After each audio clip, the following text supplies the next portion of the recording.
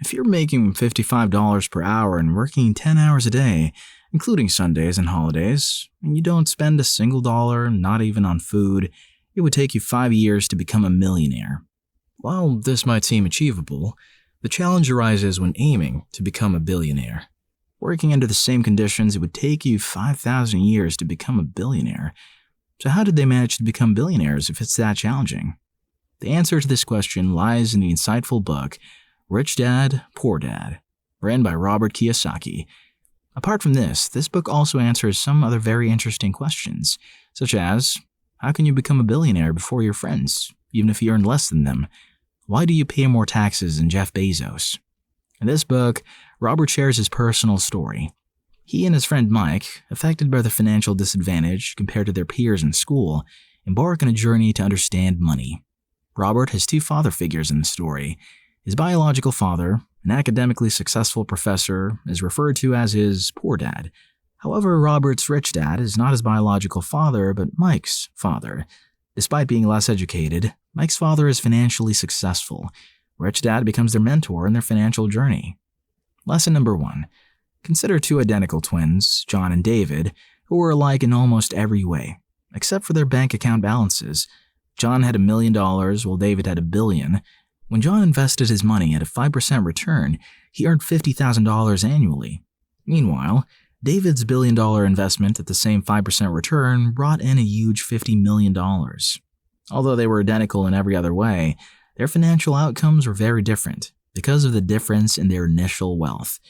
This illustrates how the same individuals can have vastly different earnings due to the amount of money actively working for them. This is the first lesson we learn from this book. The poor work for money, while the rich have money work for them. Trading time for money, in other words, having a job, will not lead to wealth. Wealth is created when money is used to generate more money. Poor dad was caught in a cycle of working to earn money, paying taxes, bills, and buying unnecessary things with little left for savings. In contrast, rich dad advised to pay yourself first, meaning to prioritize investing money to generate more wealth. This approach explains how billionaires amass fortunes in relatively short periods. Their money works for them. Lesson number 2. In 2002, Jack Whittaker won a $350 million Powerball jackpot, yet later declared bankruptcy. Similarly, Mike Tyson earned hundreds of millions of dollars throughout his career but filed for bankruptcy in 2003, citing debts of around $27 million. These celebrities lost their money due to a lack of financial literacy. The lesson we learn here is, it's not how much money you make, it's how much money you keep. Consider this example of you and Mark. This is Mark, and this is you. Both of you have $10 million in your accounts. Each of you buy a yacht for $3 million. However, there's a difference. Mark got a better deal. His yacht is much bigger and more valuable than yours, despite the same price. Who do you think will be wealthier after 2 years? You might think Mark would be wealthier because of his bigger yacht, but there's more to the story. Mark uses his yacht solely for personal enjoyment, paying for fuel and repairs. In contrast, you've chosen to rent out your yacht. With this new detail, the answer changes. While Mark's yacht expenses reduce his savings, your decision to rent out your yacht adds to your wealth. Now, if I ask whether a car, home, or phone is an asset, most people would say yes. But your answer should be, it depends. Robert provides life-changing definitions of two critical terms, assets and liabilities. He defines an asset as anything that brings money into your pocket, and a liability is anything that takes money out of your pocket. Furthermore, Robert distinguishes between the poor, the middle class, and the rich. A poor person relies solely on earned income, which is quickly spent on expenses with no assets or liabilities. A middle-class person also earns income, but spends it on liabilities and expenses, lacking assets. In contrast, a rich person possesses assets that generate income. The next lesson we learn is, mind your own business. When the founder of McDonald's was asked to speak to an MBA class, he posed a question, "What business am I in?" And the students answered, "Hamburgers." But he chuckled, revealing that hamburgers were a secondary business. Real estate was his primary focus. McDonald's franchises are strategically located at valuable intersections and streets, illustrating the emphasis of the rich on assets where their physical presence isn't necessary. like real estate, stocks, gold, and even an e-commerce store. Many people work for everyone but themselves. First for the company's owner, then for the government through taxes, and finally, for the bank that owns their mortgage. If you're solely focused on promotions and salary, you're benefiting someone else's business, not your own. Instead of striving for money, strive for assets.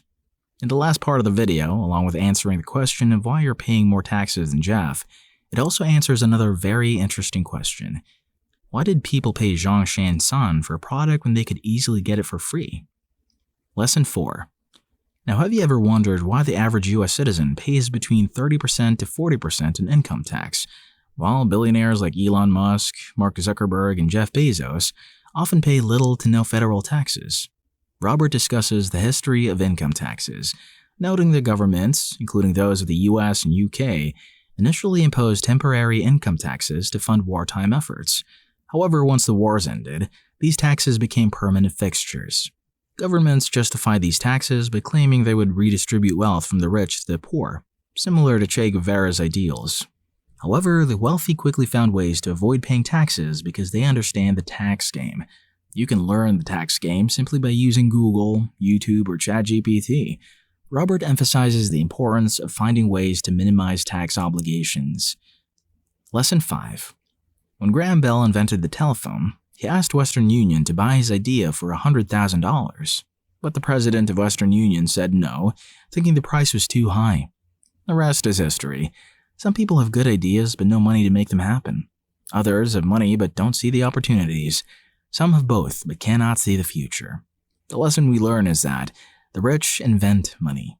Zhongshan San made a lot of money by selling bottled water in China, even though people used to drink water for free. Rich people often make money by adding value to things that already exist. Final lesson. Before the last lesson, let me tell you something important. You've watched this video up to this point, indicating your desire to get rich. I believe you'll definitely achieve wealth. If you found this video valuable, please like and share it with someone you want to see succeed financially. Robert once gave advice to a reporter who felt her articles were good but not widely read. He suggested she learn sales.